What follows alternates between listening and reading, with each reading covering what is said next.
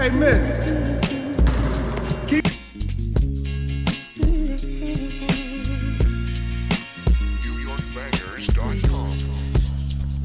All right, guys, welcome back to another episode of Sweat Equity Podcast, where we highlight the journey, the grind, the triumphs, the process, and the real life work that builds equity in careers, in community, and in life. Today, we're sitting down with someone whose impact has quietly rippled across Detroit for decades. A coach, builder, mentor, father, and one of the roots of a growing movement. VIRG Phillips. A co-founder. Are you founder? A founder of the REACH program, built on brotherhood and community, running strong for 25 plus years and still going. We'll talk about upbringing, purpose, legacy, and the sweat equity that it took to build something that still stands. So, VIRG, tell us about your upbringing, where you grew up, and what shaped you early. I got you. I grew up in the Davison, DeQuinda area. They call it across Davison in my old neighborhood. I come from a big family of 10. I'm the seventh child of 10 children. You know, I grew up in the 60s and 70s, so in that time, black families were intact. Mom and dad at home, even if it wasn't an ideal situation, they were at home together. So that was a plus for me. I know who my mom's is. I know who my dad is. I know all my siblings. We all got the same parents, grew up in the same house or houses, because we were very transient at that time. But I just grew up in a loving family. I had a loving mom who really instilled in me doing things for the greater good, not to be just self-centered. And so I grew up that kind of adult, and I've been blessed. So how was it like that around those times, as far as in the sports world, as far as in growing up? I didn't did Coach Benny White. He talks about baseball around that time. Talk about the community of guys sharing gloves. So just how was it as far as in with the sports community at that time? That's exactly what it was. Baseball was my favorite sport, and it was a big sport in the community. Me and Benny from the same era. Oh, wow. So I'm glad to hear that he lifted that up. Our heroes was out of baseball. Hank Aaron, Willie Mays, Roberto Clemente, Willie McCovey, Starjo, them kind of guys. So I was a great baseball player. But I actually was a good athlete in my neighborhood, just in the neighborhood sense. A lot of people say I was a legend. Hence the REACH name became REACH Legend.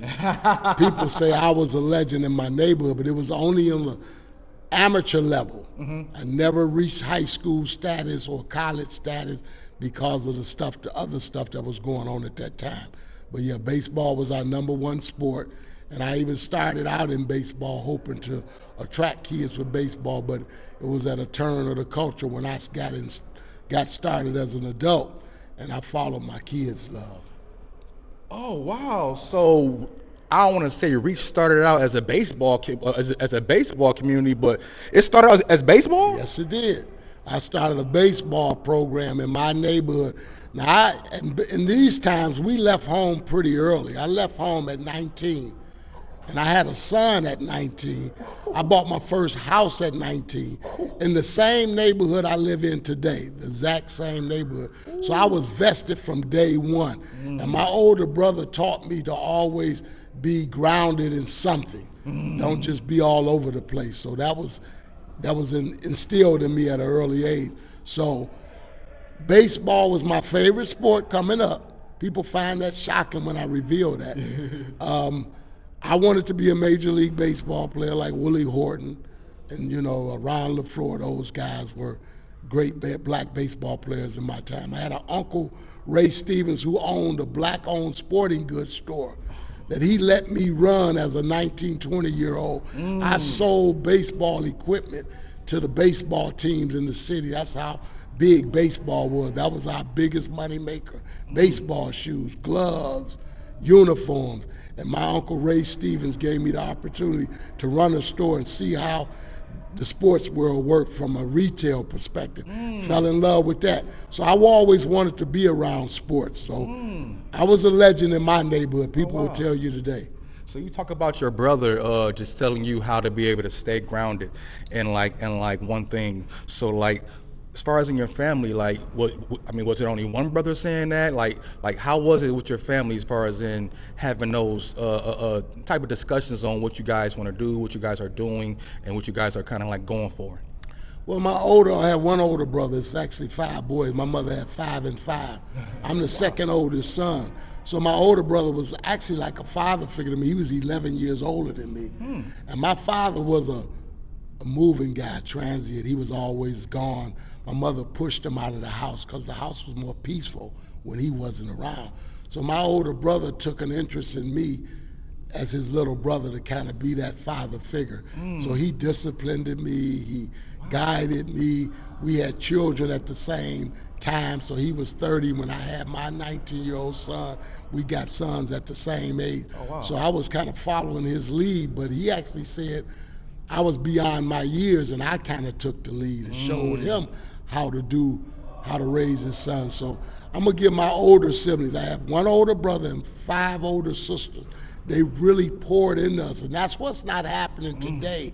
The families are not intact. The older ones don't deal with the younger ones. They're not having a connection. The era I came up in, the older siblings always looked out. When you came from a poor family like I did, I didn't lack for nothing because older siblings stepped in when mom and dad couldn't provide. If we was going on a trip to Cedar Point as a school, I didn't worry about where my funds was gonna come from. Between those 5, 6 siblings I had, they would ante up and get me my $50. So I always was able to do things. My prom was awesome. I drove a Fleetwood Cadillac because my sister's boyfriend had a Cadillac, and she said, "You're gonna let my brother drive that car for his prom." So we believed in taking care of family, and that's what I come from. So. Ooh, man, it seemed like your family had like and your brothers and y'all tight knit had a really good deal on you, and like that was pretty much how the reason why you pretty much want to do more in the community, as far as in not building your own family, but you build it reach from the ground up. So like, do you think that your times with your family had a lot to do with that? Of course. I mean, it was a village at the time. The neighborhoods I come from was a village. It's not like that anymore. And I tried to recreate that when I left home and moved to 7 Mile. Now, I grew up on Davidson. 7 Mile was considered a little upper class at that time. I was lucky enough to buy a home at 19 years old. It was a lot easier then, just different times. So I bought a home on the 7th State Fair I-75 area. That's where my home is, even to this day. And I just decided to hit that community, instilling some of the values that I brought from Davidson to 7 Mile. And I entered a building that people said black people wasn't allowed to come in. It was called St. Rita Catholic Church. I walked up there as a 19-year-old father. Remind us, I'm a father at this time. Young father. Yep, so my son really, he really put the pressure on me to do something because I had saw what my father had lacked in these areas. So this was all from my experiences.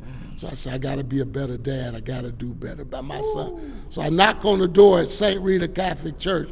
Of course, an old white lady answers. She said, "What do you want, young man?" And I said, I was just wondering if I could talk to the minister. I didn't know they was called priests at the time. She said, "He's not here now, but I'll take your name and get back to you." She really did. Marion Woliak, she's resting in heaven now. I'll never forget her name. She got me to Father John Nolan, rest in peace, John Nolan, Father John Nolan. He allowed me to come into his building, sit down and have a conversation with him as a 19-year-old African-American man talking to a 50-year-old white man, telling him I would like to do something in the community. Now, mind you, I don't belong to this church. I don't even know nothing about St. Rita. I just know it's a great facility in the neighborhood that I moved to. And I asked him, could I gain access to his facilities? He said, of course, you can use the play field. So that was a baseball field. Oh. So I started going out there, working out with kids. So I was a baby, he wasn't out old enough to walk. Mama was carrying him around. But I wanted him to see his daddy in action. So he saw me hitting balls to neighborhood kids. And it evolved into a baseball team, the St. State Fair Pirates. We were championship caliber baseball, softball actually. But we would play teams in Highland Park and Warren and Hazel Park. We would go to their fields. And I just thought it was a hell of an experience to take kids on a road trip, because my big brother would take me to events like Tiger games, Piston games, and I had so much fun doing that. So I just tried to mimic that activity. So I would load kids up into my 4-seat car, or ask their parents to follow me to 8 Mile and DeQuinder to the Belmont field and play baseball. We claim that is our baseball stadium. We practice at St. Rita, but we took over the Belmont Center on Conant and DeQuinder right now, and we play baseball there. And we would have weekly baseball games, just no sanction, no city involvement, just a neighborhood guy pulling it off, putting it together, buying all the equipment myself, working at MBD Bank, which no longer exists, and taking my little salary and just stretching it as far as it could. Because I had come from that. I know how to stretch a dollar. I know how to make $1 out of 15 cents. Woo. Tupac said that, but I did that. Woo, you talking that stuff. Oh, wow. So what people, it's okay. Everybody love V everywhere. You'll be named everywhere, baby. What people or moments in your childhood, what people or moments in your childhood set your moral foundation? Wow, that's a good question, Dion. You got some good questions. I've been watching your podcast, by the way. Thank you. You come deep with some questions, but I gotta attribute it to Mom, man. I gotta attribute it to Mom. Mom was just, she worked in the school system, man, as a lunch lady, and everybody revered her, man. Mom was thought of as like a queen of the neighborhood. We didn't have a car. She would walk after dark with no fear. She would go to the store at dark, and she would find money to get food. We had barter deals with the store owners that provided stuff for our family when we didn't have resources. So I was built for this, man. I come from nothing, man. So I'm just happy to be here. Wow. So when did you feel responsibility for others? When did you feel responsibility for others that became part of your identity?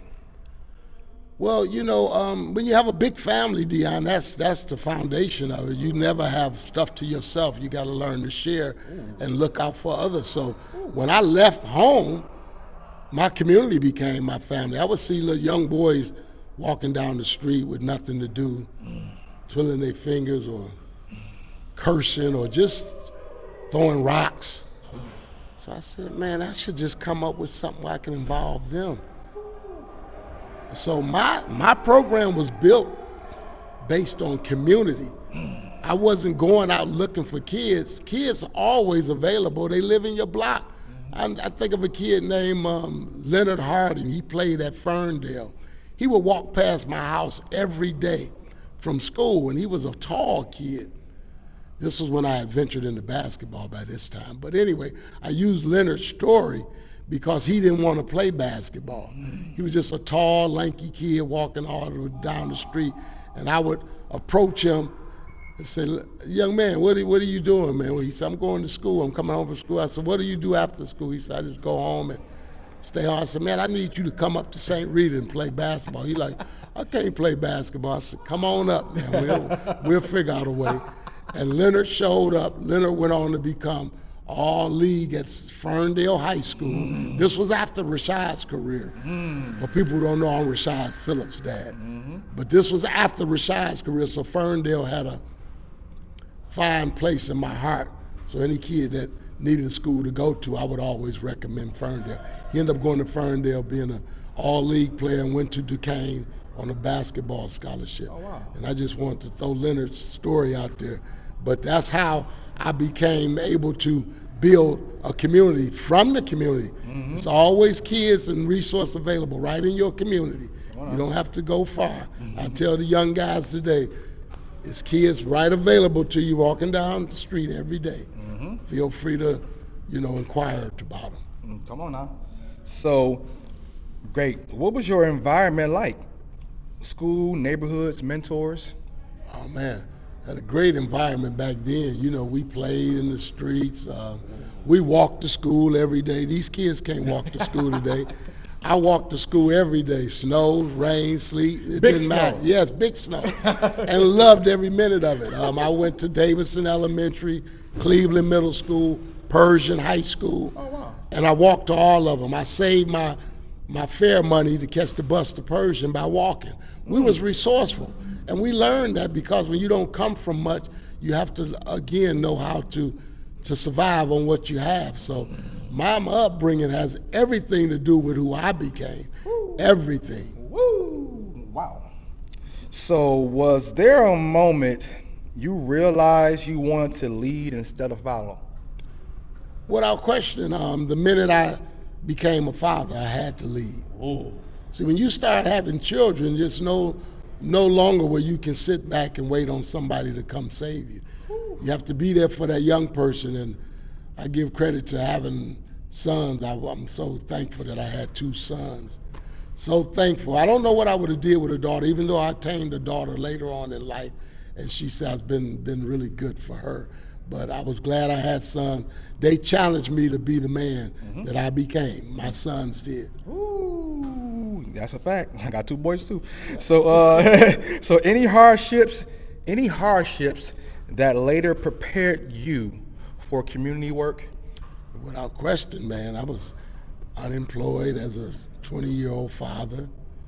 I had to, go out and, seek assistance. That's when my Uncle Ray Stevens told me, just come run this store. I can make a few dollars to take care of my family. I started off at Chrysler, and I never wanted to work at Chrysler, but I did start off there. They were good to my family. My grandfather retired from Chrysler. My dad didn't quite make it. I told you he had some issues. He didn't make it. My brother retired from Chrysler, my older brother. But my brother informed me, you really don't want to do this for 30 years. It's not the ideal, vocation. So I really didn't have a desire to stay at Chrysler, but I got in. And by that time, you could walk in Chrysler and get a job. But they laid me off, which was the best thing ever happened to me. When they laid me off, I found myself. I said, I really want to teach. By me not going to school, I knew I couldn't be a teacher. So I said, I got to create an avenue to teach on my own. Thus, the Reach Youth Program evolved. So I was able to teach. I was able to stand up in front of classrooms. The gym became my classroom. I remember Mr. Bryant, Mr. Dozier, Mr. Taylor. These were phys ed teachers who stood up. They had us stand up in the gym class, and they taught us phys ed. Climb that rope, run the court. So they was teaching, and I just decided that this was going to be my form of teaching. I wouldn't get in the classroom, but I would create a classroom, and Reach became my classroom. And I think all my students and people who came under me, they felt that. They felt like I was trying to teach them something. I wasn't there for personal gain, not financial gain. I just wanted to do God's work. My mother told me it was God's work. Before she passed, she would always tell me. My mother called me Sandy. That's my middle name. Okay. She said, Sandy, that's God's work you're doing. She inspired me, and I kept going, and I met some great people that created the family that we became. Shout out to Mons for inspiring you, for sure. Woo, shout out to Mons, man, because I hear so many great things about how much of a family that was, man. And for you just to go up to a priest and go up to the guys, it's like that's courage. That's courage. I mean, for you to get laid off, you could easily say, oh man, I'm going to go beg for another, whatever. You said, this is my time to go for my purpose. That's and what it was. Oh my God, like you're talking to me. I ain't gonna lie. But Reach isn't just a name. It's a mission, it's a brotherhood, it's community, it's elevation. It started 25 plus years ago. And like, at that time, there was very few programs that existed for young men and who needed structure, and support, discipline, and love. So take us back. How did Reach begin? I mean, you kind of told us that you went and talked to the priest and everything like that. So when did it return? When did it turn from baseball to basketball? I know you briefly said that's when it turned to basketball, but when exactly did it turn from baseball to basketball? I tell you exactly the incident that propelled me to go year round. Baseball was only a summer sport, mind you. So in the wintertime, I didn't see the kids. So this is mid 80s when this time happened. I had a kid to get killed in the school year. He got stabbed in an after school fight. His name was William Williams. I never forget it because he had the same name. He got killed on the block in my neighborhood, stabbed. They didn't use guns back then. Oh my God. He got stabbed, and I said, man, if I had William in the gym or doing something, that probably wouldn't have happened. So I took accountability to that. I felt somewhat responsible. So I went back to the priest. This in the mid 80s. I got in the early 80s. I said, Father Nolan, I know we got a beautiful gym in this building. Could you allow me to get in there to do some activities with the kids similar to what I've been doing in the summer? And he said, why not, Virgil? It's just a brick and mortar. He said, it's not doing nothing. Nothing's happening. And, in the Catholic Church back in the day, they had Boy Scouts and church clubs that used the gym. Oh, wow. And they had school teams. St. Rita had a team called the Vikings back in the day. St. Rita Vikings. It was pretty good. But at this time, it was closed down. And the blacks had not accessed St. Rita. Here's this beautiful facility sitting in the heart of our community. The neighborhood was turning over from white to black. So he allowed me to get in one day a week, which was Saturday. He said, you get in on Saturday morning, you can have it from 10 to 4. I was just happy to get in. And Shai was about 7 at this time. Oh, yeah. So Shai was starting to take on sports. And he would follow me to my basketball games. I played for work teams and stuff like that, and I would take him. And Shai was always the kind of kid that watched from the sideline, but he was mimicking what his dad was doing. He would be dribbling his eye. I always kept him with a little miniature basketball. I tell parents today, the only toy you really need to buy a young kid is balls of every form of fashion. Football, soccer ball, basketball, baseball. They do all kind of stuff. They have most fun in the world. So anyway, we get in the gym once a week on Saturday. And the priest wasn't the guy that let me in the gym. It was an old white janitor who had been there for years. He was from the old school, where this was a white facility. Blacks really wasn't allowed to venture in here, so he was really challenging. I never forget his name. He's, rest in peace, Ray Rish. He used to say, if you're not here at 10 o'clock, you don't get in. And this winter time now, but I only live 5 minutes away from St. Rita, so me and Shai would get up on Saturday, we'd be there at 9:50, waiting on him in the cold. He wouldn't come before 10, then he'd come and let us in the door. And when I would come in, then I had it till 4 o'clock. He would come in there and hit the lights at 3:55. He said, you gotta go. But I had not even enough for a team. I had less than 10 guys, so you can't run a practice. They say you can't, but I'm of a different cloth. I believe if I got one kid in the gym, I can make a difference with that kid. So I took the number of kids, I had 7 or 8 of them. We played 3-on-3. We played 4-on-4. When we became established, we used that as a metaphor for plays. We run in 3-man. We run in 4-man. They knew exactly what they meant. And that came from our start.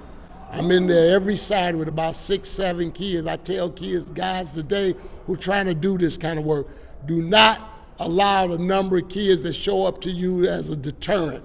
Okay, if 2 kids show up, you play with those 2. You do what you can with those 2. So I made it work, and it just morphed from that. And I started finding out that I was more than a coach, and I wanted to be more than a coach. I wanted to be a mentor. I think I was the first original mentor. I wanted to be a guy in these kids' neighborhood that they knew where I lived, knew what I was about, could come to me, call me, and get to me whenever they needed to be. And that original group of kids, they did just that. Wow. I would love to know, like, do you know who that group? Like, you had several groups. Do you know who that group was? I know a handful of them. Like you had a lot of groups. So I know did, you got a lot of names. I don't want you to forget a name or something like that. But it's a group of kids. Broadnax. He became a Wayne County sheriff. He was the chief of police in Pontiac a few years ago. Oh, wow. Roderick Broadnax. Oh. Willie Wright, who was a 6'6" kid at that time, couldn't chew bubble gum and walk at the same time. And I used to tell Willie, don't let your team lose when they would play 3-on-3. He was the biggest kid in the gym. I taught him to be dominant as a big kid, and he did. I threw them two names out. Another kid named Trent, Corey. I mean, I had a group of a core group. Rashad was part of this group, but he was only 7 or 8. But Shad was the point guard. He was there. He was there. That's why he became such a great player. He had to play with older boys for a long time before I built it up with kids his age would be involved. Okay. So, what was the core purpose? Like, what problem were you trying to solve? Well, a problem was the fathers had started to disappear from homes. Ooh. I picked up on that. I said, wow, these kids, they're living with grandma, they're living with aunties, they was with stepdads or step-parents. So I just realized that the paradigm was changing from two-parent families to single-parent families. Ooh. And we was a two-parent family. Me and Shad Mama was together. And I just thought I could be a good example for these kids. And I felt I could fill in that void, be like a father figure, if you will. So that kind of motivated me right there. I found out, because I couldn't find other men to help me. And I did come across 2 guys that we'll talk about that became very instrumental in this development of the program. Oh, wow. I love to learn things, man. So just tell us about, great. Wow. Tell us about Marcus. How did the partnership form? That's funny, man. I met Marcus in a competitive environment, believe it or not. We were bowling against each other. Uh-oh. And Marcus liked my competitiveness. I challenged him, and I would beat him, too. So he knows. I'm going to show this to Marcus. Yeah. You don't see this. I would beat him. My team would beat his, but it was because I had another guy with me that was my first partner, a guy named Larry Moore that a lot of y'all don't know about. Okay. So this is the early inception of this program. Larry was my first partner. But Marcus became an integral partner because Marcus brought a lot of moxie, a lot of know-how, a lot of courage. Marcus was one of those guys that he was fearless. I don't know where he got that from. He was fearless, and he was a young guy just like me. We competing on the bowling lanes, and he liked the way I talked, and I would always geek it up and challenge him. And Mark said, okay, I like where this guy coming from. So we just became good friends on bowling. And one day I just asked him, I said, just be a good guy to help me at the St. Rita on Saturday. So I gave him an invite. I said, Mark, why don't you come over and see what I'm doing on Saturday with these kids, man? I think you'll like it. And Mark wasn't married at the time. We same age, but I'm married with a wife and a son. So he came over and on a Saturday, and he never left. He came over one Saturday, he saw it, and he got involved. Marcus was very active. Wow. He played with the guys, man, and he enjoyed that. He got to battle Jalen Rose one Saturday morning.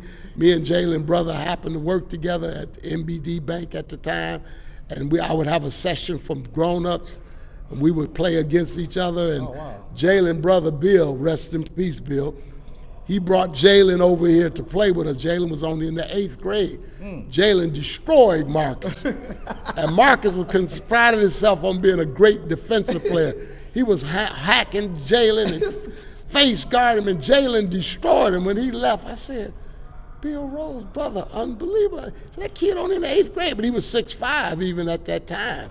But he destroyed Marcus. That's the first time I seen a kid. Because Marcus could get under kids' skin. He was very talkative, very in your face, very direct. Marcus used to get under their skin, man. He talk a lot of crap. Marcus looked like he was. Yeah, he was like that all the time. He did that to Jalen, but Jalen showed me a side of him, and I got to know Jalen personally as he got old and became a great high school player. But Jalen destroyed him with that soft left-hand jumper and just the knowledge he had at 8th grade. I told Bill, your brother's something special, man. You ought to bring him up here to me on Saturday. He brought him a couple of times, but Jalen was involved with some other stuff. Jalen was before his time, even as an 8th grader. Come on now. So like people always talk about like I told you I talked to Whitell, I also talked to AW, and just other people period just about version mark, and you just said it was a gentleman named Larry that was into it. So when did it not become Larry and it kind of just start to become version mark? Well, Larry, he had some problems in his marriage, and that's kind of pulled him away. He was the first one to experience a marital problem. But his son was a great player at Henry Ford, Larry Moore Jr. He played with Maurice Taylor, who we raised. Oh, wow. Maurice Taylor and Larry's son were teammates at Henry Ford. So Larry had to move out of the neighborhood because of his marital situation. So we lost him kind of. But he still got over here. He brought Larry over. He was the guy that brought Maurice to us. Maurice was a bubblegum, not chew bubblegum and walk at the same time dude too. And so Larry left and it became kind of me and Marcus. Larry was kind of behind the scenes. So me and Mark became like a tandem. And we would take our teams all over the state. We were the first team to do that. All these programs you talk about now, they weren't even in existence at this time. We were the only ones doing that. Had a kid named Lorenzo Orr out of Detroit Persian, who to this day still was the greatest player in my program ever, and he never played a day of NBA basketball. These guys couldn't hold Lorenzo's jock. He would dominate any of these guys that actually made it. He went up against Chris Webber. Chris Webber know what Lorenzo about. And Chris, you know how great Chris became. Yeah. But Lorenzo Orr was one of his fiercest foes, and he only met him prior to meeting him in high school. He met him with me as a Reach legend. That's right. Okay. So how did you build that brotherhood culture? Well, again, having 4 brothers myself, that was quite natural to me. Marcus became a brother. My brothers treated him like a 6th brother.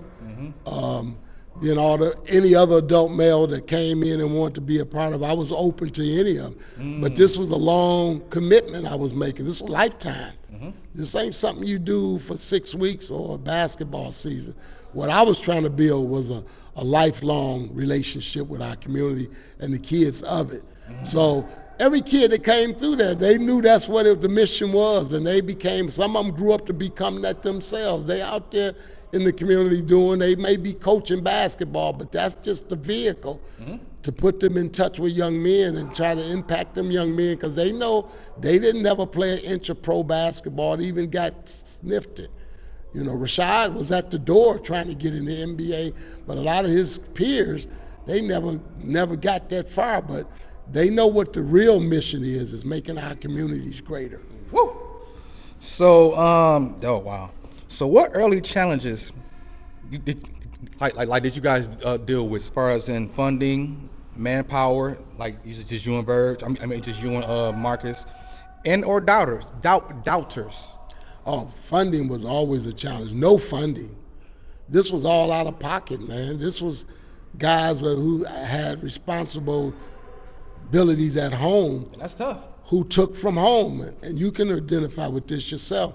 But being that my son was involved with it, his mom understood that some of the resources had to go towards this program.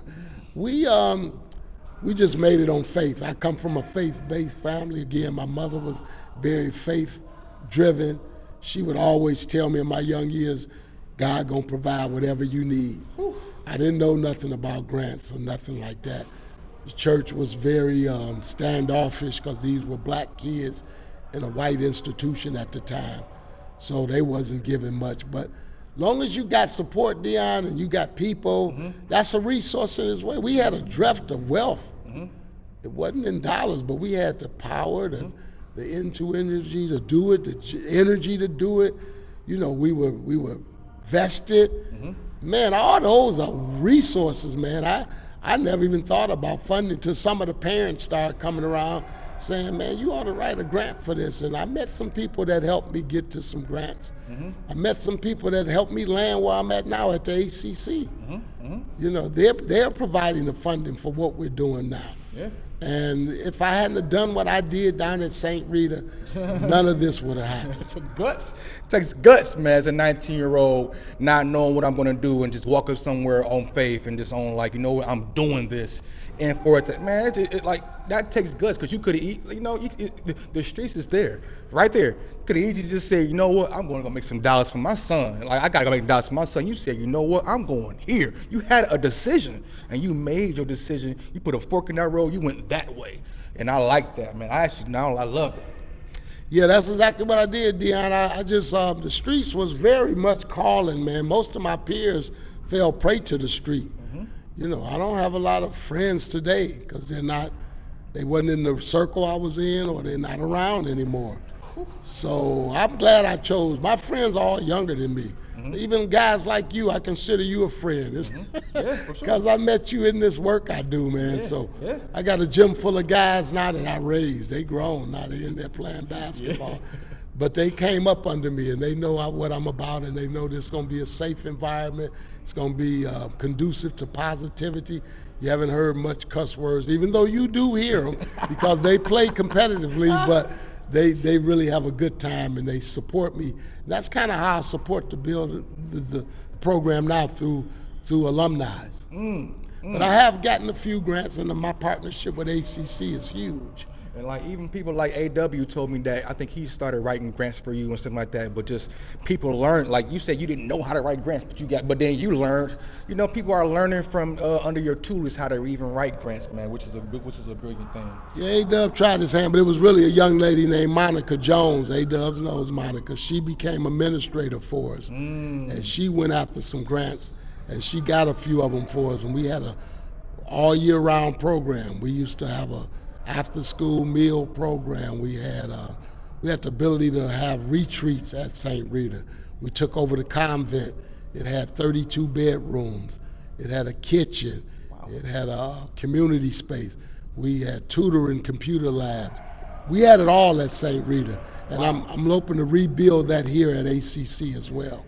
As you see, we got an empty lot across next door, and it's plans to erect a building that'll be there for the community. Ooh, I know. I see that. I kind of see that like it's gonna be an extra. Oh yeah.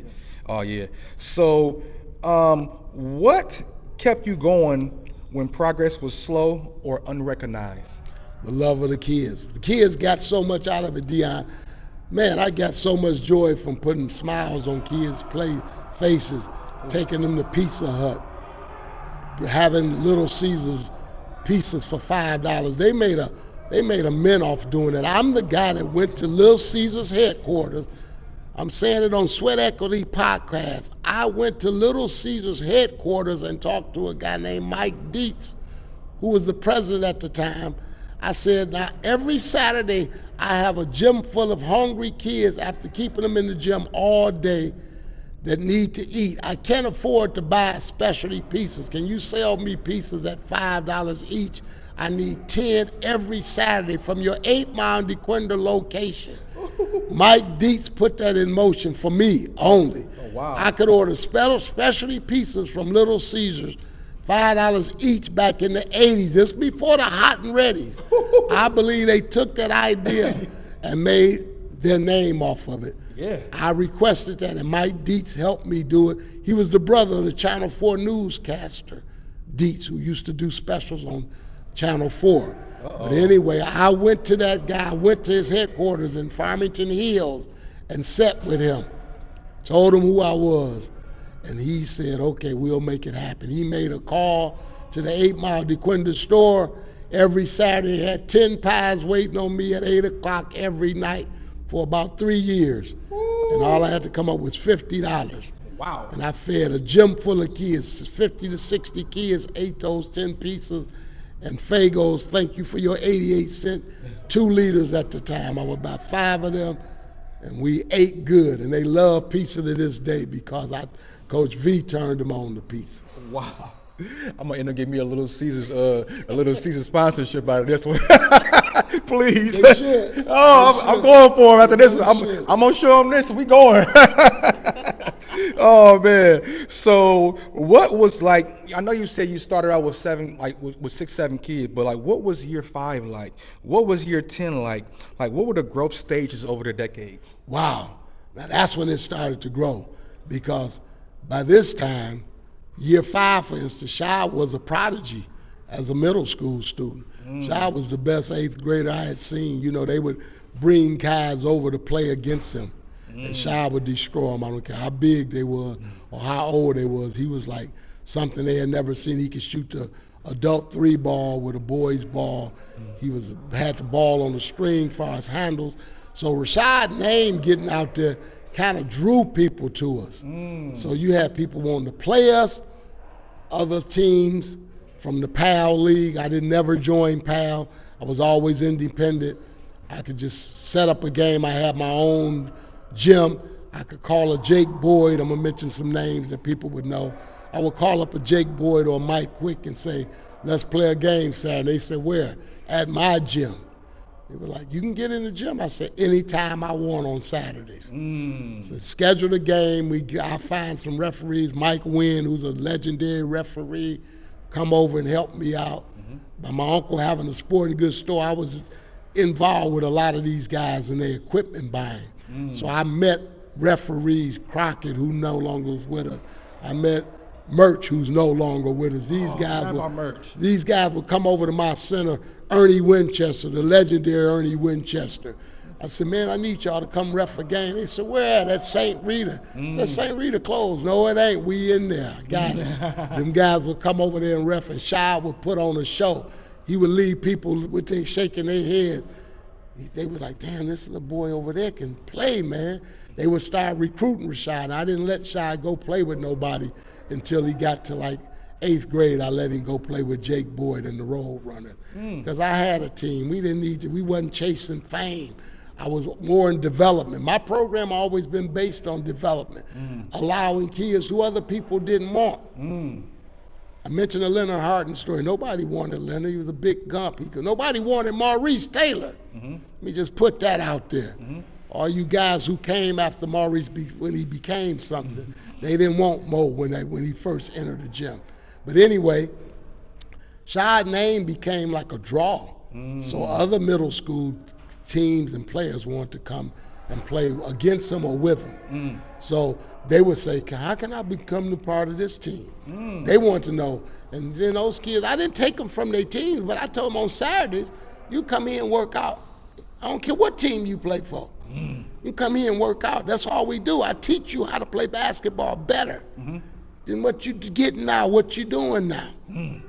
So they would come, and it just morphed. It still was basically neighborhood kids. Word of mouth got out. Now, neighbor Shai was in middle school. His teammates, Darius Acuff Sr. was Shai's classmate in middle school. Oh, wow. That's how we became involved. They would come. They would bring people from their side of 7 Mile. We lived on different sides of 7 Mile. And the gym would just fill up. The Acuff family is strong. Yeah, the greatest basketball family ever been involved was the Acuff family. Who are they strong? Darius Acuff Jr. shouldn't be the first one y'all know about. I know you damn sure not. Them Acuffs should have been had somebody on this level. The Like, greatest basketball family I ever been involved with, the Acuffs, and I touched them all. ooh, yeah. I seen Tyrone, I seen Darius, Lewis, I seen the Jay. Come on, man. Man, them guys great. They could put a team out there nobody could beat from a family perspective.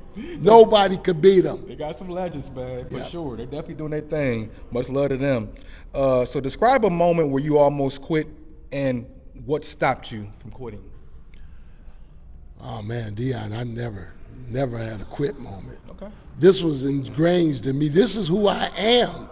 Okay. That's why people do quit, because it's not who they are. Woo. This is who I am. Being in the gym with kids, working with kids, being involved with kids. I take kids to school now. that go to school out of the neighborhood who don't have means to get there. I get up every morning to this day and take kids to school out of their neighborhood because the neighborhood schools has failed us. Wow. And that's why I think I need to still be prevalent. And I'm prevalent through other young men like yourself. They're keeping this going. I'm not in the gym with kids no more, but I step in and they see me, they know my history, and they know if them guys don't do right by them, I'm gonna check them. Come on now. So, what's one kid who reflects why reach was needed? No, you don't gotta. I mean, just what's one kid who reflects why reach was needed? I'm gonna give you one that you know. You've already interviewed Wydell Henry. Wydell Henry, mother and stepfather brought him to me at Reach. He had just been involved in a shooting. Wydell had got shot and survived. He told the story, so I don't have to hold back. His mother, Miss Pringle, rest in peace. I didn't know his stepdad, but his stepdad said, "This dude a great football player." He said, "So I think he could play basketball as well." I said, "Man, most athletes' ability is transferable." I said, "Bring him up here. I ain't got no football for him, but I got basketball." So Wydell came up, and he became one of my most interested. I couldn't get rid of Wydell. I would tell Wydell, "Your session is over." He found a way to stay. So he fell in love with basketball. He didn't play no more football after that. That's what he told me. Basketball became his love. He made his best friends up there. To this day, his best friends come from people he met at Reach. Yeah. And Wydell is a shining example. I ain't gonna sign off on everything he do away from the court, but what he does on the court is Reach legendary. Man, because he talks about how that saved his life as far as in you building a community like and brotherhood of guys who just gave him more of a deeper purpose of, hey, I want to come up here and face these guys that were shot. He said the gym was thick with guys who he thought he was good in his neighborhood. He said, man, I went to this neighborhood and not just guys. He said guys was challenging each other to be better in the classroom too, but also to be better with your grades. But also, he said them legendary moments where he thought he was good and y'all having them fights on try to be better. He said, man, that made him want to just keep coming back. Yeah, and he had to bring his report cards. That was a requirement. I had to see their report cards. I was involved with the schools. This is where community is so valuable. These people that create programs with kids that don't understand the community, the grounds they walk on and live on, that's why them programs are not sustainable. So every year you got to go out and rebuild it. See, we had a community footprint. The schools knew who he was. Johnny Ghostin, rest in peace, Johnny Ghostin. He discovered me at St. Rita, and he said I was the best thing ever happened to him because I developed the kids before they got to Persian. Persian became a championship team because these kids that Johnny Ghostin received came from these neighborhoods. So we're very neighborhood rooted, and Wydell moved over here from the west side. He had never seen nothing like this. So he became ingrained in Wydell was the mainstay. Facts. So Reach is 25 years plus deep. What's the secret to longevity? You talked about. Just having a. Want some water? No, I'm fine. Okay. No, it's just a calling. Reach ain't nothing that I want to do for just the time being. This is what I was called to do. And my mother told me everything will take care of itself. I had a God-fearing mother who used to tell me, don't worry about it. I've never envied other people. I never worried about what other people were doing. I have no competition. I've always felt like this. Nobody can do it like V. So I just went about my work every day. And this translated into the young people. They all believe that we the best at it. So just do it. I tell everybody now, don't worry about gossip. Social media get these kids off their block. See, I don't never worry. Even today, I don't participate in social media. Mm-hmm. So I'm 10 toes down in the area I stand in and where I work at and what I do. So it's nothing to not stop me. My wife is behind me 100%, even though she has nothing to do with it. She don't want to be a part of this. She just lets me be who I am. And when you got that kind of life, you're peaceful. You're not stressed. You believe in the Lord, like my mother told me, everything I've needed, I got a beautiful family. My sons are doing stuff in this arena, quite different than me. They tell me, Dad, we're not going to be tolerating that culture, what these kids come with, that baggage they bring that you was willing to get off of them or help them get through. So they doing their thing in this arena as well. So I'm thankful for that. And I'm still, I don't see a retirement date in view. I don't see it. Oh, you're a lifer. You're a lifer. So what changes have you seen in youth from then to today? They don't want it as bad. They don't want it.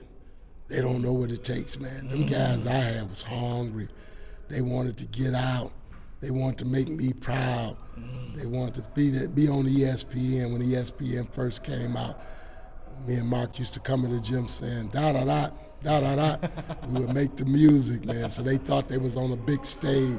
We had Friday nights games with all the high schools from the city, man. Them guys would compete. Kids were representing their neighborhood. Antonio Gates coming over after a football game on a Friday night. I had imaginary keys to the gym night. Whoever played the best got the keys to the gym. Gates took them home a many nights because he would dominate basketball after being dominant on the football field. He would bring his football equipment to the gym. Finney was in the house, Kettering, Persian, Northern, Denby, Henry Ford, Cooley. Man, we had all the high school teams on Friday night was sending their top 5 guys, Southfield, Lathrop.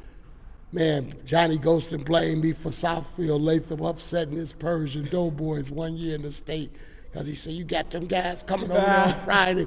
They done seen my team. They ain't scared of them no more.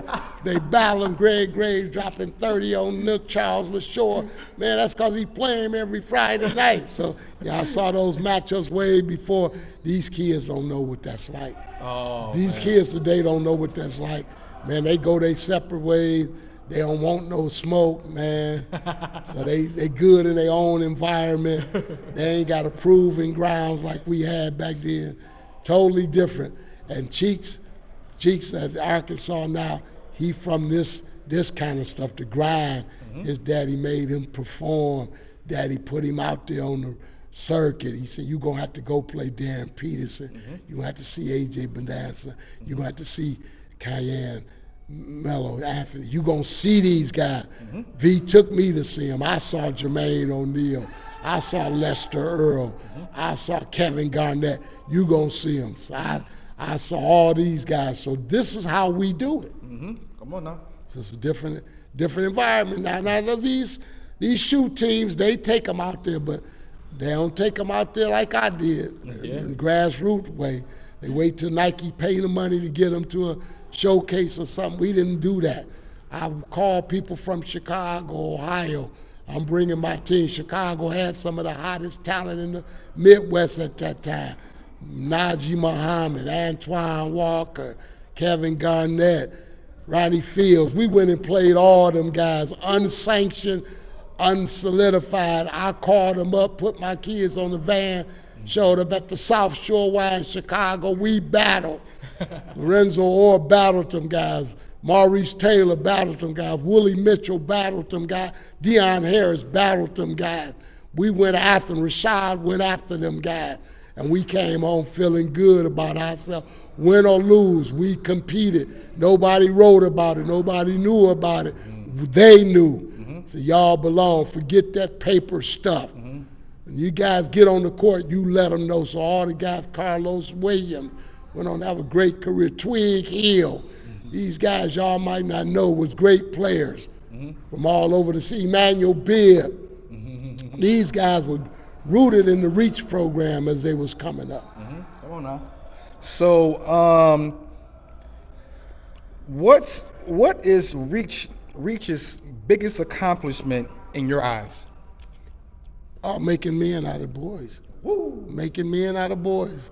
I don't meet a rich man that ain't holding up his responsibility. Just even if he's not married to the baby mama, he a father. He doing what he's supposed to do. Mm-hmm. He productive. We always preach that. We was the example. Mm-hmm.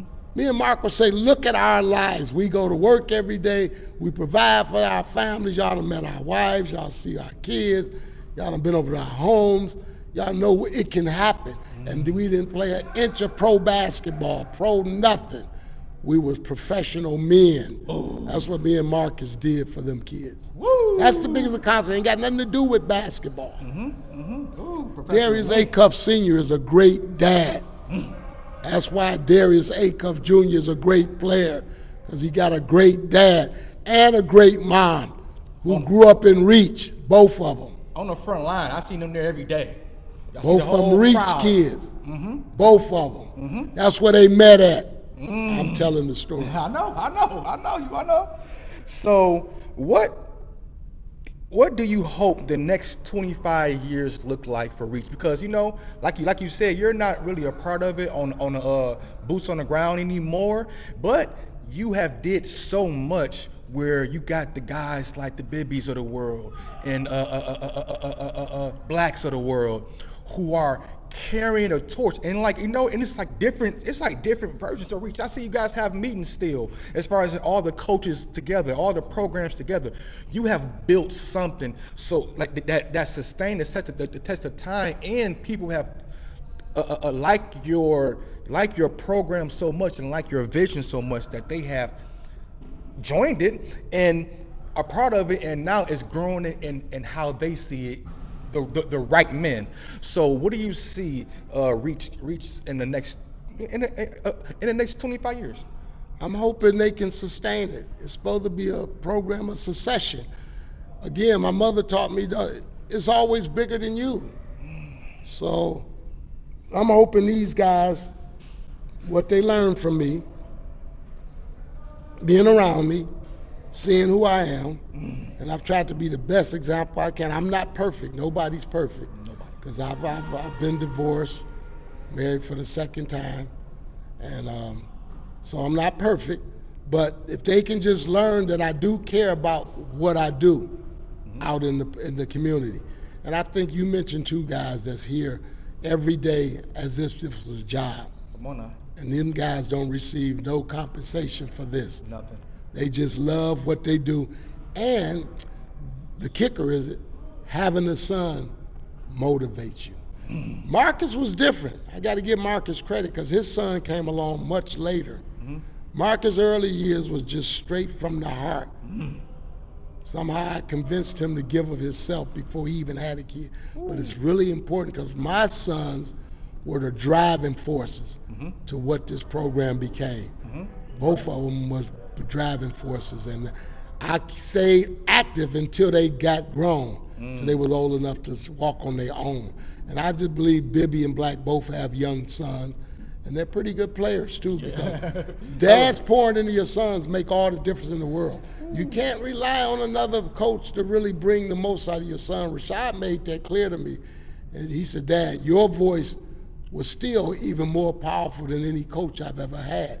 And when he was at the University of Detroit Mercy doing his thing, and I don't know if Perry Watson would admit this, but I didn't interfere, but I came to every game, and I sat close enough earshot from Rashad while he was playing, and if I thought he wasn't playing up to par, I would say something to him. And a lot of times it didn't have nothing to do with basketball lexicon. We had a coded conversation. For instance, when he was struggling scoring, I said, it's time to draw one up. That meant draw a foul. And Shai was so good with the ball, he would get the ball and go to dancing with it, and he foul. He at the line. I knew he shot 90% from the free throw line. There go 2 points. The ball go in. There go 2 points. Next thing you know, he hit a couple of buckets. Seeing it go in, as you said, is important. I teach kids today. If you can get to the free throw line and make free throws, you can score 20 points a night. You can make shots and get to the free throw line. You can get 20. That's why 20 is like a milestone to score. Acuff scored 20 last night. He knows that milestone. It's embedded in his head. Come on now. Go get yours and make it happen. In the scheme. Just be a good enough basketball player in the scheme. When you get a shot, make it. Don't just take it. Make it. So let's talk about that real quick. I mean, because I still, I still have a couple more before I get to that. I heard you guys were, as you talk about you being in the stands for your son's game at UAD Mercy, where he was a standout star at, for their brand number 3. I heard you guys were, you guys had, not just you there. I heard like a whole section of a whole section of people there with number 3 signs, or with Rashad Phillips pictures, posters up. I heard a lot of things of how you guys were there representing, make sure that Rashad feels that love, and everybody wants, but how was that as far as in, you guys are you see a lot of people doing that now, but I don't know if you've seen a lot of people doing that back then. No, we were pioneers in that regard. And again, it was about the community. I brought kids, from this community to see Rashad play, so they could know guys like this come from y'all community, and it resonated. I would load them up. I would caravan. I would call parents and say, I need you to drive your car. I'm going to drive mine. Mark will drive it. We're going to caravan to 6 Mile in Livernois. And I ran into some people from UAD alum who helped me get a bus. They knew what I was doing. They said, man, this guy brings 30, 40 kids every game. UAD wasn't drawing before Shy got there.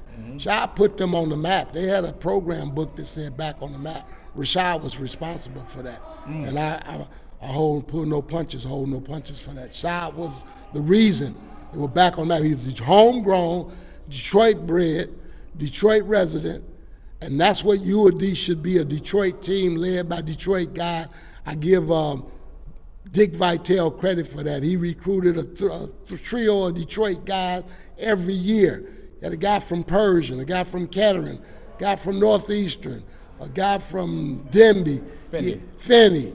He had guys from all over at Detroit, and they were winning, they were competitive, and I thought Perry should copy that model. Shad always was a UAD fan because I was taking kids to UAD before he got there. We were bringing kids, we just didn't have a guy that we was really behind, so we was just supporting the team. That wasn't new, something I was always doing. Ricky Birdsong, shout out to the great Ricky Birdsong, rest in peace. Ricky was the coach at the time who allowed me to bring neighborhood kids to UAD at no cost. Wow. And you can't do that today. Shout out to these kids be able to go see a college game. You can't do that today. They would have not allowed you to bring 50, 60 kids who can't otherwise get there.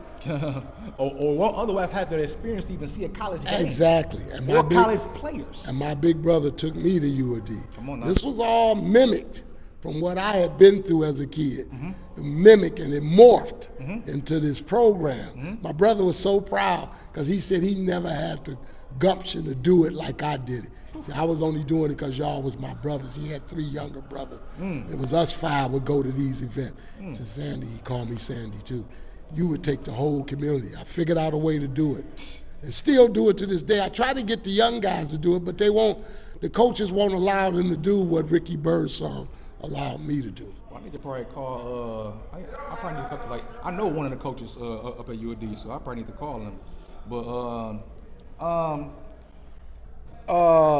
you didn't, do you feel appreciated for the work that you did with the youth for as long as that you have done it? Do you feel appreciated? That's not really important to me. I know I'm needed. Need is greater than love. You know, everybody needs love. Notice the need come before love. So need is greater than love. So as long as I'm needed in my community, that's appreciation in itself. And I've never been one to seek adulation. You know, so I'm in the background doing my thing. Something Perry Watson probably didn't understand about me, because people tell me, he didn't like me, and I don't know why. If he didn't, because I loved it, him as a coach, what he had done for Southwestern and Detroit. I'm a pro Detroit guy. Still do my business in Detroit. Couldn't consider doing it nowhere else, but never. They say he thought I was doing what I was doing for, because the media did bother me. I didn't request that. Trevor is a good friend of mine, Trevor Thompson from Fox Sports. He used to get me all the time. Said, Mr. Phillips, I need to talk to you, man. I'm like, man, I don't really want to do that, but I gave him a couple of interviews, and the major networks, 2, 4, and 7, they were following Rashad. I was just his dad. They hadn't seen a dad-son situation. Great as Steve Smith was, his dad was invisible like I was.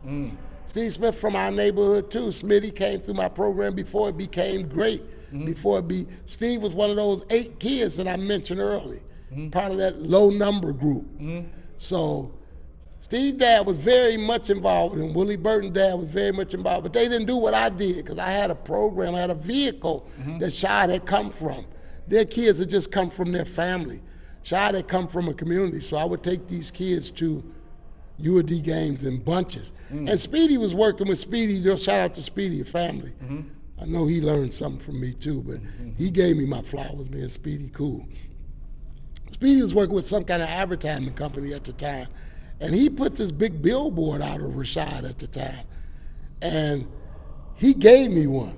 Because I knew him. I went to his office, he gave me one, and we would bring it to the game, and all the kids it was huge. It was a 10 by 10 foot poster, and they would hold it up in the stand. Oh, I heard about that. Okay, and they thought we was doing it for show. They was having fun. I was inspiring kids. The t-shirt was my idea. I worked in a sporting goods store. I made uniforms for teams. Sometimes they would ask me for concepts. How do you do it? What do I put on the front? We the road runner. I said, you put that little road runner thing that's on cartoon and make him dribbling the basketball. I would come up with concepts for teams, so I had that ability myself.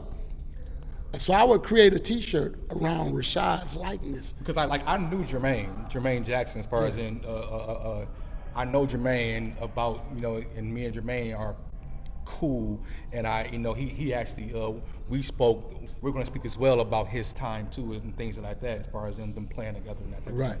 Well, Jermaine came up. He was part of that Friday night show that we had at Reach.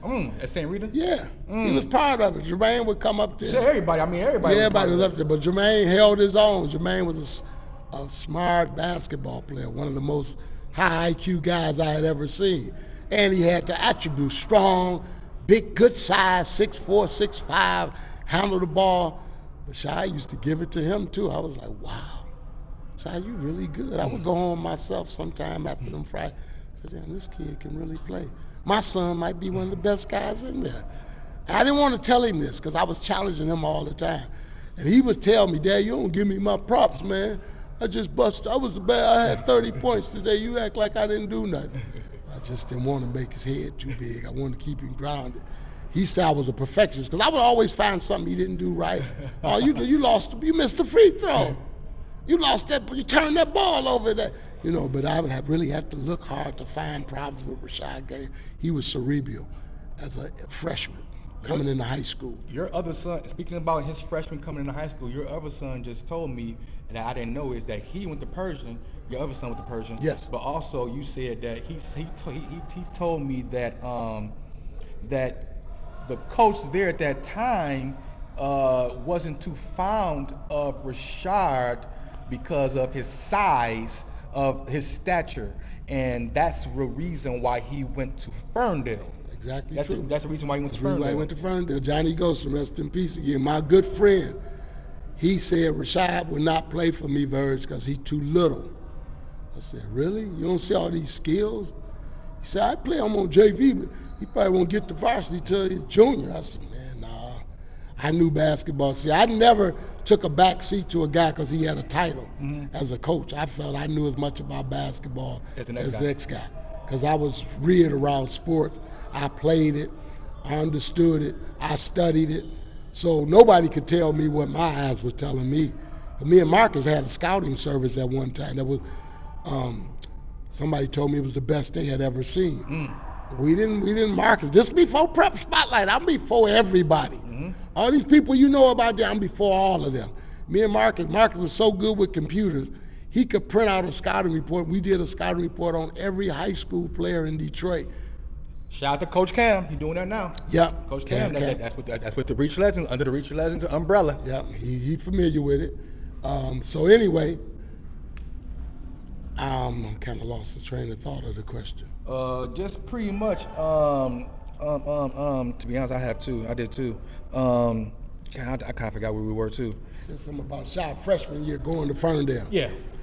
That's what it was. Shy was rejected at Persian, and Darius A. Cuffs Sr., Charles LaShore were going to Persian too. Yeah, and I heard that he dropped 40. Heard that your son dropped 45 on them. Against them. They lost. Yep, they lost. Ferndale lost. Yep. But I heard that the coach. I heard that the coach wasn't saying that he was a small guy. No. Shy used to go after Persian because of what Johnny Ghostin said. He never forgot that. Great players are very vindictive. You tell them they can't do something, they're going to show you. Come on now. But Shy went after them and destroyed them guys, and they tried everything they could. But getting back to why he went to Ferndale, those guys at Persian didn't think he was good enough. So I knew Shy was good enough to play basketball as a freshman. And this wasn't school of choice back then. You had to do some stuff to get him in Ferndale. But Big Mac, I love Big Mac. Shy's favorite coach of all time is Coach McNeil at Ferndale. He had saw Shy. His cousin was the football coach of the Little League team. And Shy was a great quarterback in football. People don't know this. He could have played football as well. Wow. But Big Mac, cousin who coached Shy in football, they was able to help me get him in Ferndale. They Cornell Mann, shout out to Coach Mann. He used to come to those Friday night sessions. He was the guy that inspired me to send Shy to Ferndale because I liked it the way he played too. Him and Jermaine had some epic battles. But how was that though? As far as you're a Persian guy. You're a Persian guy. Yes, I am. A lot of your roots go to Persian. A lot of your kids go to Persian. Like not your kids, but the kids from Reach program Persian. A lot of Persian coaches are embedded in your program. But then now your son is not accepted from Persian. Now your son got to go over to Ferndale. I mean, that had to do something to you. Like, what did it do to you? It inspired me to show Shy's greatness because he was going to Ferndale with a program that was kind of tinkering on being good. They had a kid named Jared Stevens there already. Okay. And Jared was nephew to the coach. And Jared's brother, who's the coach at West Michigan, said, I'm connected to all these guys. Dwayne Stevens battled Lorenzo Orr in high school. And Dwayne Stevens knew of us as well. So we felt comfortable with Ferndale. Okay. And I felt Shy can go over there with Jared, and they would be a twosome that would be pretty good at the high school level. I knew how great Rashad could be. I knew this. I just didn't want to say it because it sounded like a dad pop. You hear that now. So many dads, they're wrong, most of them. Yeah. But I knew how good Shy was. I heard that about Acuff. I mean, before he is now. I mean, people can't deny. You can't deny what's going to happen. Yeah. So he taught that. He was learning that from me. You can say it. You can speak it. What we see is real. We ain't got to hype this up. Nope. They thought it was hype, but then when Shy went over there, he showed them. Ferndale won their league. Him and Greg Graves had epic battles in that league. Shy would always outdo them. He beat them with a buzzer beater. Shy was a nemesis. They couldn't solve him in that conference. It became a great conference, though. Mike Chappelle was there, who come to the Friday night runs. So it was just a great choice. Ferndale was a little ride away from an 8 Mile and 75. We got there with no problem. Facts. And he just was comfortable there. It was culture for him, too. Different culture. He was time to see how people live different. He saw a whole different lifestyle in Ferndale. Yep. And he had a Especially good around that time was like it was like the probably the time to go see across 8 Mile. It was a difference over there, very different. And he enjoyed it. He really appreciated his time. He loved Ferndale today. It brought your horizons. That may be one of the reasons why he's the Yoda that he is now. Could be. I like to think so. So you didn't just build young men in the community. You raised your own, and specifically, Ferndale stand out with your son with Rashard Phillips. So, like, what values did you teach him at home that reflected Reach? Accountability, responsibility, being a man. Don't look over your shoulder. Don't try to push the blame. Take accountability. He's very good at that. Shy felt like if he was on your team, he was going to help you win.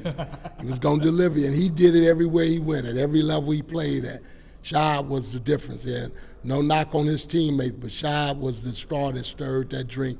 I made him read a book by Ron LaFleur called One in a Million. Ron LaFleur was a baseball player who made it off the east side of Detroit. After going to prison, he got discovered. And I made Shy read that book. I said, you want to be one in a million. And what I meant by that is they would always tell him, you're too little to play basketball. Don't let that stop you. Shy, one of the best guys to play in this state, period. Pound for pound, I would put his career up against anybody. Somebody told me he's the greatest point guard to ever come out of here. Somebody did say that he's one of the greatest point guards to ever not make it to the NBA. So what was that like to hear Kobe Bryant say that? Well, Kobe played on the court with Shad. He was scratching his head. Him and Shad always got paired against each other. They never played on the same team. And Kobe recognized game. Shad scored on him a couple of times and set him up a couple of times, got him dunked on. Kobe was like, this the dude that's making them plays for Lauren Woods and them. They can't do me by themselves. It's this dude. And Kobe knew you go after the snakes. Kobe challenged Rashad in a couple of those magic or round ball practices. He said, I got him. That's when I knew Shad was real. Ooh. And Shad was able to break Kobe off too. Hold on, wait, were you there at the practice? Yeah, I used to go to his practice. They would let me in. It was at Wayne State. Oh, so you get to Wayne see State, Kobe? yes, I saw him up front in the raw. I saw Kobe up on the floor. He liked me because I talked smack. Lauren Woods caught him under there one time, and Kobe did that Matumbo thing. He told me to be quiet because he came right back and drove down the lane and dunked on everybody. But I was in the gym. Oh, wow. Those coaches let me in. Sonny Vaccaro heard of me too. And he said, Mr. Phillips probably going to be at the practices. And they let me in. I knew the Wayne State coaches at the time. Charles LaShore was at Wayne State, going to Wayne State. Coach Jaime said, you can get in. Charles LaShore, that's what he told me we met A-Dub at. Yeah. Oh, wow. So what did you see in your son, early talent? I mean, what did you see in your son? Early talent? Was he discipline, leadership? Because to be small and still have that type of, I'm great, that takes a lot. So, what did you see?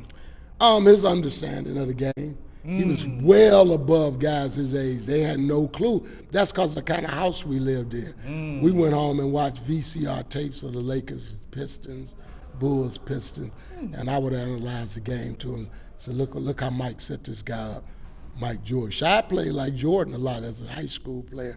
He was even telling me, watch this, I'm going to do Jordan. Y'all wasn't watching highlights like y'all was watching. Watch the actual game. Wow. And I would stop it. Say, watch this, no, back that up. VCR. I burned out a couple of machines showing it. Said, watch what Jordan do, back this up. And Shaw would take it in, he would sit there and watch it. And he would try to mimic it. See, we would go to the gym, and he would mimic. He said, Dad, this is what Jordan did yesterday. And I said, that's it. And he could master this stuff. Most kids couldn't pick that up. So Shaw was really a student of the game. He studied, he did scouting reports for me. He actually wrote some of my scouting reports that I turned into Marcus, and Marcus printed them out. And we would send these to local coaches and let them look at them and say, Sean Prude was at Finney, big left-handed kid. Nate Gatewood, one of the best players ever played at Finney. Nobody never heard of him because he was a gangster. Get him in the gym. He was Ryan Artest before Ryan Artest.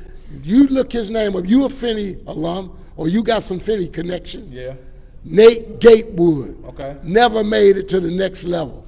He's at Finney, right? At Finney, one of the toughest dudes ever played for Finney. I'm gonna call Jermaine and see what you say. Nate Gatewood. Okay.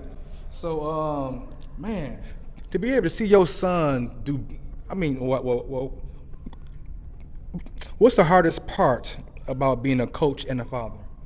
That was easy for me because I know how to play the role. See, I went in role play, I went in character. So when I became his coach, I said, man, Johnny Ghost is going to say, MF, if you don't make that layup, I'm going to knock. I used to go there with him. It wasn't Daddy saying I'm a discipline. He said, oh, that's what Coach Ghost would do. I'm preparing you. I said, yeah. Coach Golson will slap you, man. Back then, them guys could do that. Coach Golson had invested in them guys. He had a wood pedal that he used. I got the wood, yeah. Yeah. Coach Bo. Yeah, so you know about that. So I would tell him, this what's going to happen. So he would see me as somebody else, as his coach. He wouldn't call me dad till after the game. He didn't call me dad doing coach. I was Coach V. Woo! I knew how to play that role. I like that. Man, ooh, I love to hear that.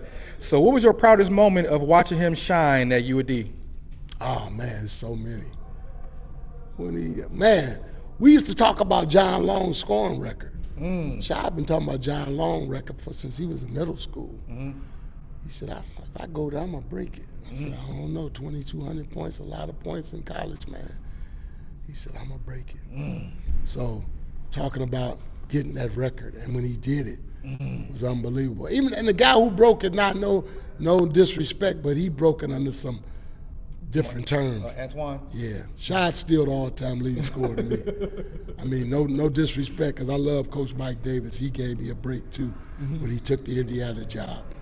But Shot still, because Shot did it under duress. Shot did it when his team was a threat. This Antoine Davis was scoring when there wasn't no chance they was going to win. Jacking up. Shot did it under Coach Watson, who put a muzzle on what he could have done. Shot could have scored 3,000 points if they know what I know. Shot was dynamite, hard to guard. I heard an announcer describe him like that. That's exactly what he was. He shot well, handled the ball well, understood the game well, free throw 90%. No way you could stop Rashad Phillips. No way you could stop him. They would put big people on him. He had dealt with that. At reach, I would send Willie Mitchell at Tara Burgess, big, strong, burly guy. Jermaine Jackson. Y'all check him. They couldn't. So I knew when he got to that level, it was nothing for him. When Doc Taylor from Cleveland State or Karan Butler, Ron Artest did all of them, Baron Davis, that was my proudest moment, because we grew up telling him, when you play these guys that they talk about, got to let them know. And he did.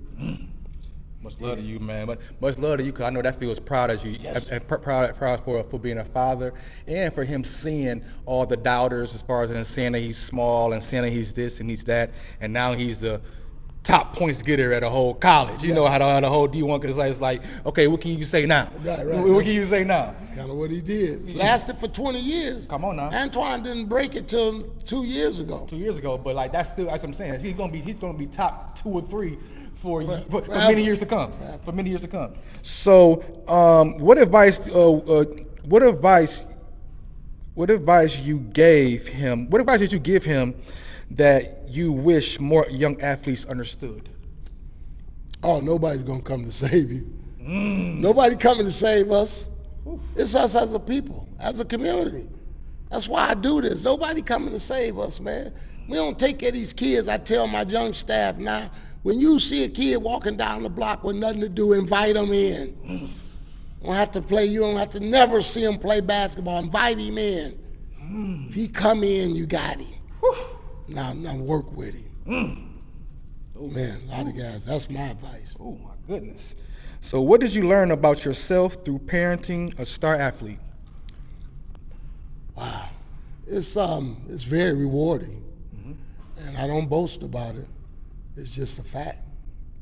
I mean, some of the haters that think that I'm one of these boasting fathers, that ain't the case. It's all fact. I hear y'all say fact when you say something. That's what it is. Shout out to one of the greatest to ever do it. Pound for pound. It's like a boxer. I use a boxing analogy when I describe it. Tawan Porter was great. What's the other little guy? Kay Felder. These guys that grew up over here. Shot was on another level. And them guys were great. They'll tell you themselves. So I'm the father. I created that. Come on now. You definitely did create that, baby. It was your puppet that made him. So do you think that he grasped the sweat equity concept naturally, or was it learned over time? Well, it was instilled in him. Sweat equity is something we paid into. I got a gym when Shy was only 7 years old, and he been in that gym all his life. Shy did never play in this gym, where we at now at ACC. Shy played all his wars at the Ghost of the St. Rita gym, which was one of those old Catholic League school gyms, dim lights. You learn to shoot in a dim gym. You learn to make baskets in the dark. He played against ghosts, you know, in that building. I really believe it. I heard a pro athlete say, I see ghosts. They really do exist when you play in the game. But Shy put in sweat, equity, and tears. Blood, sweat, and tears. Shy, tell yourself, he was hurt when people didn't recognize that he did that. Nothing was given. He earned everything. Okay. So what does sweat equity mean to you personally? It's the foundation of what you do. You don't put no sweat and you don't have no equity in it, it's not going to amount to nothing. I tell people that all the time. Just don't just happen. I'm in my 60s now, man. I've been doing this for 40-something years. You just got to put the sweat into it. I don't mind sweating. I wear sweatsuits because of that. I don't wear three-piece suits. You're not going to see V in a three-piece suit because I plan to sweat. When I leave out every day, I plan to do some sweat. What sacrifices did you make to keep Reach alive? Oh, I sacrifice a lot for my family. I sacrifice personal things. I'm behind in retirement. That's why I say I'll never retire. But it don't bother me. Again, I resort back to what my mom told me. God got me. Got faith, you're going to be fine. My mother lived a tumultuous life. My dad was very chaotic. He came home intoxicated a lot of times, and he demanded stuff, and we all were scared. We go upstairs and leave her to fight for herself. And when I had a few siblings that tried to get involved, I wasn't one of them. But so I know God got me, man. I ain't even worried. I'm good. Wouldn't change a thing, Dion. Wouldn't change a thing. Come on, you can't. Like, everything builds you for everything that's happening supposed to happen, and nothing that you really can't take on and that you can't face. And because like you got to be able to take on what you. Because everybody has a story, has something that they have that can be a reason why they want to end it all, or be a reason why they want to go a different route. Stay your course, and whatever that you want to happen, it just will happen. So what's something that people didn't see behind the scenes, the late nights, the early mornings, the money from your own pocket? Oh man, I didn't have any money because I spent it every day I left the house. And my father did that too, but it was detrimental to our family. Every time he left, he came busted.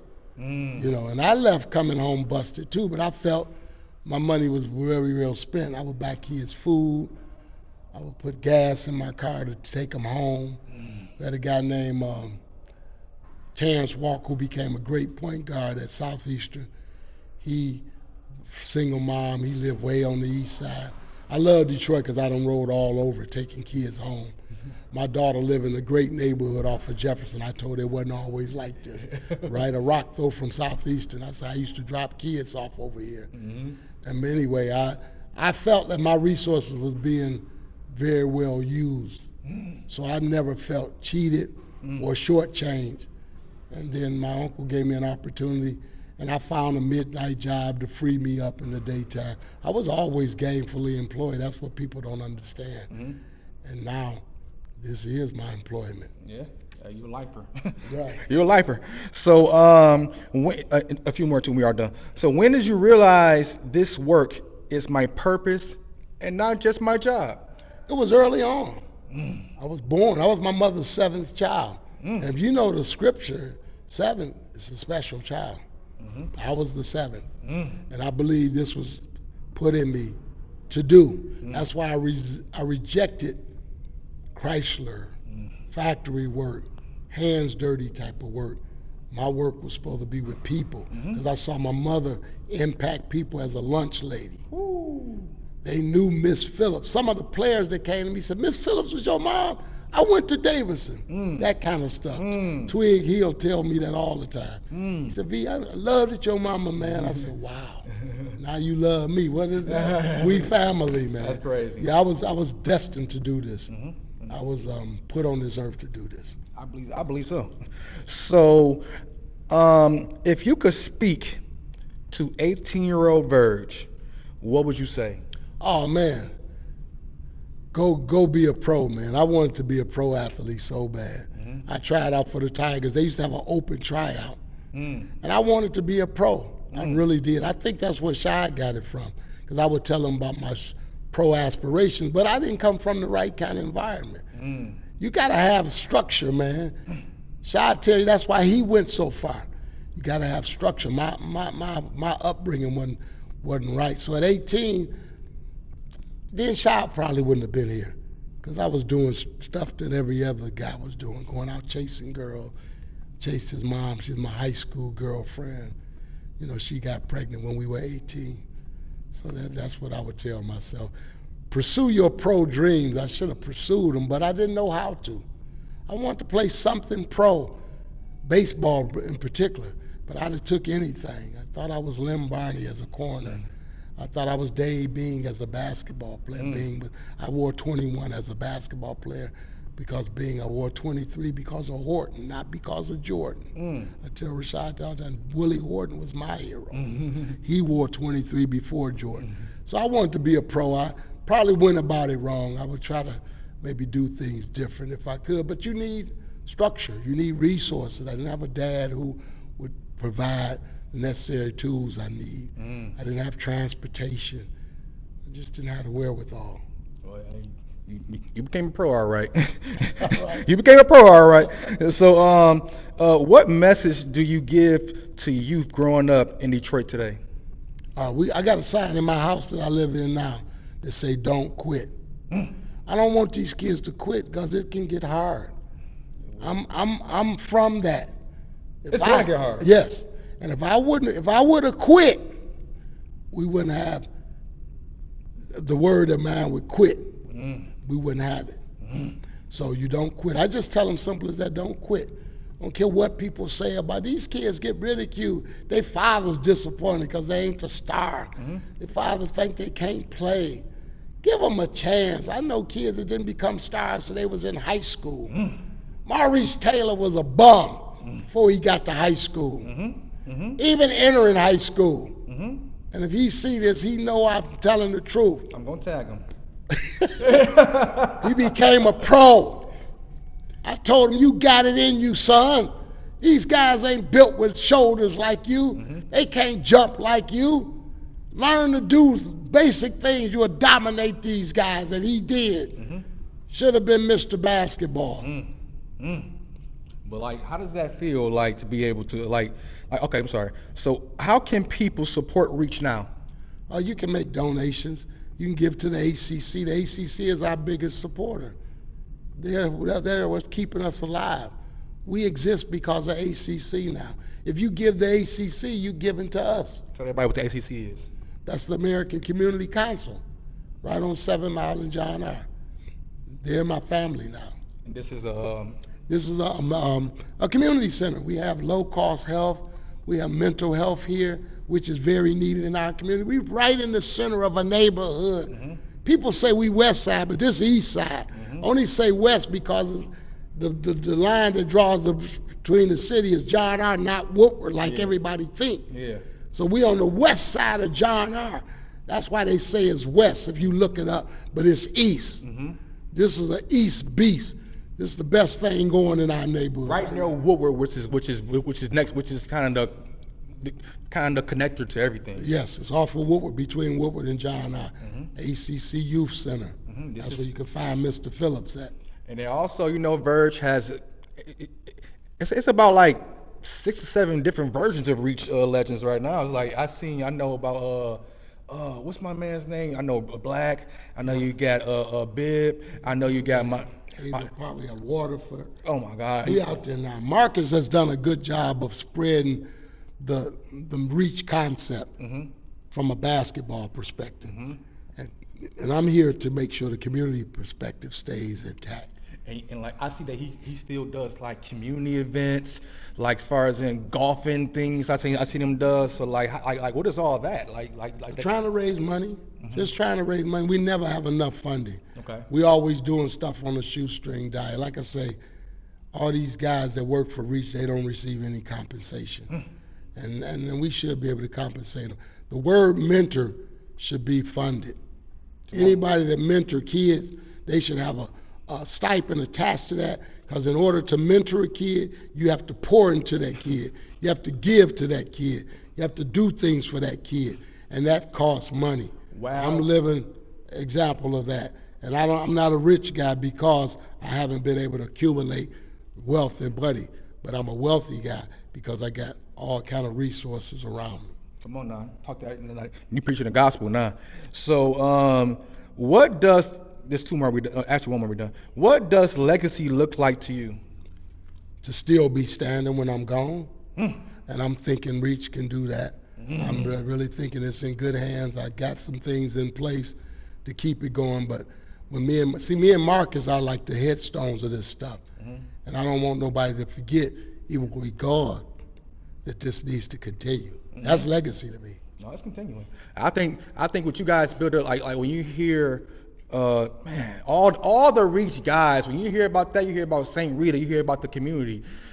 That thing is so deep embedded that you created something that's so deep embedded in guys' blood. Like even Coach A.W. told me, like, he came from whatever, but he said he bleeds blue and yellow because like it's something about that. It's something about that. It's in the neighborhood. Man, the neighborhood that you guys that you built from just having the courage to go walk up to a priest.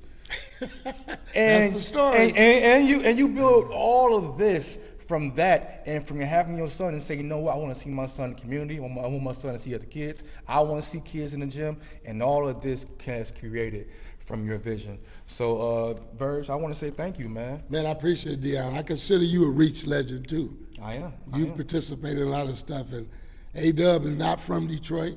He migrated from North Carolina. He did. Charles LaShore brought him to me, and I liked what he stood for. He had high character at that time, and I said, this would be a good guy to pull in. He couldn't play basketball.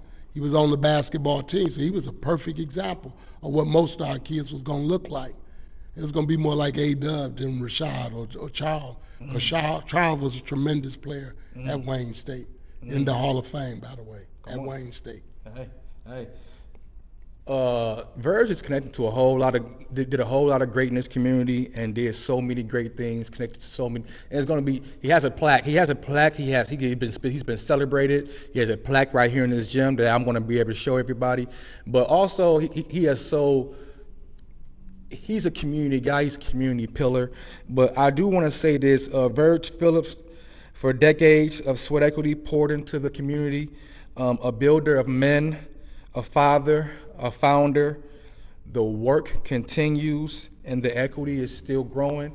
But I always want to say too, I want to say thank you, because I always tell everybody thank you, because I want to say, if you're not doing this, if you're telling me yes to this, you're saying no to phone calls right now. You're saying no to whatever it is right now, because you're telling me yes.